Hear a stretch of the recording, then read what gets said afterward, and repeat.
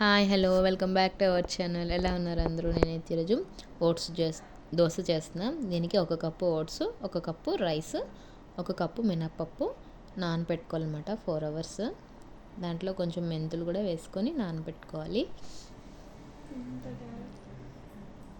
4 hours అయిన తర్వాత పిండిని గ్రైండర్లో వేసుకొని బ్యాటర్ రెడీ చేసుకోవాలి. ఇది కాసేపు ఫర్మెంట్ అయిన దాకా ఉంచాలన్నమాట. ఉంచిన తర్వాత ఉప్పు, జీలకర్ర వేసి కలుపుకోవాలి.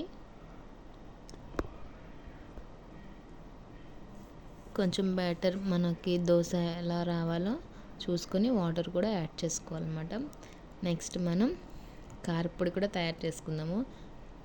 పుట్నాల పప్పు, ఎండుమిర్చి, వెల్లుల్లి కూడా వేసి పౌడర్ చేసుకోవాలి. పౌడర్ చేసుకున్న తర్వాత ఇప్పుడు ప్యాన్ పెట్టుకొని మనం దోశ వేసుకోవడమే. చాలా ఈజీగా టేస్టీగా చేసుకోవచ్చు, బాగుంటుంది. ఇప్పుడు మనం చేసుకున్న పప్పుల పొడి కూడా యాడ్ చేసుకుంటే ఆయిల్ చుట్టూ వేసుకోవాలన్నమాట.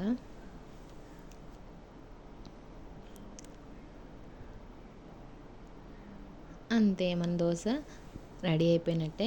దీన్ని పల్లి చట్నీతో టేస్ట్ చేస్తే చాలా బాగుంటుంది. మీరు కూడా ట్రై చేసి చూడండి. ఈ వీడియో మీకు నచ్చినట్టయితే లైక్ చేయండి, షేర్ చేయండి, సబ్స్క్రైబ్ చేసుకోండి. Thank you for watching. Bye.